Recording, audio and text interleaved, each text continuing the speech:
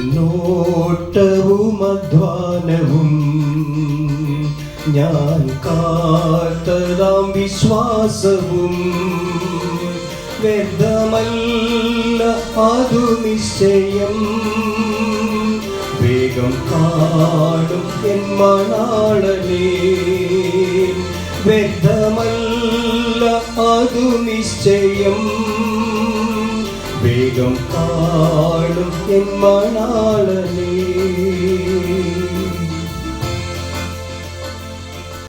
ദൈവനാമത്തിന് മഹത്വമുണ്ടാകട്ടെ. ഇന്നത്തെ പ്രഭാത ധ്യാനത്തിനായി 56-ാം സങ്കീർത്തനം 10-ാം വാക്യം.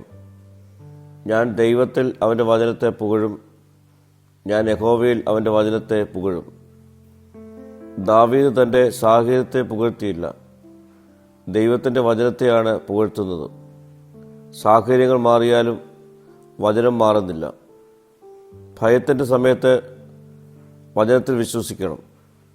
സങ്കീർത്തനം 56:3 ദാവീദ് പറയുന്നു, ഞാൻ ഭയപ്പെടുന്ന നാളിൽ ഞാൻ നിന്നിൽ ആശ്രയിക്കും. ദാവീദിനും ഭയമുണ്ടായിരുന്നു. എന്നാൽ ഭയം വന്നപ്പോൾ അവൻ ഭയത്തെ നോക്കാതെ ദൈവത്തെ നോക്കി. നമ്മുടെ ജീവിതത്തിലും ഭയം നമ്മെ പിടികൂടാം. ആ സമയത്ത് ദൈവത്തിൻ്റെ വചനം നമ്മോട് പറയുന്നു, ഭയപ്പെടേണ്ട, ഞാൻ നിന്നോട് കൂടെയുണ്ട്. അതുകൊണ്ട് ഭയത്തിൻ്റെ ശബ്ദത്തേക്കാൾ ദൈവവചനത്തിൻ്റെ ശബ്ദം നാം കേൾക്കുന്നവരാകണം. വചനം നമ്മുടെ പ്രത്യാശയാണ്.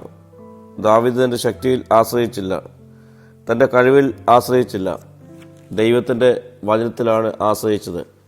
നമ്മുടെ ജീവിതത്തിലും മനുഷ്യരുടെ വാക്കുകൾ പരാജയപ്പെടുമ്പോൾ ദൈവത്തിൻ്റെ വചനം നമ്മെ ഉയർത്തും.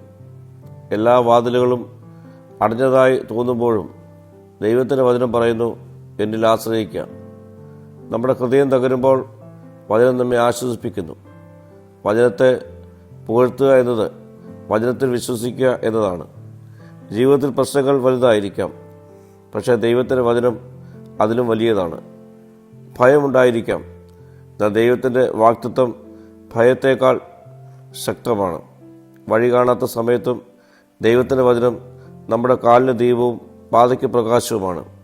അതുകൊണ്ട് ഇന്ന് നമുക്ക് ഹൃദയത്തിൽ ഉറപ്പിക്കാം, എൻ്റെ സാഹചര്യം എന്തുതന്നെ ആയാലും ഞാൻ ദൈവത്തിൻ്റെ വചനത്തെ പുകഴും, ഞാൻ യഹോവയിൽ ആശ്രയിക്കും.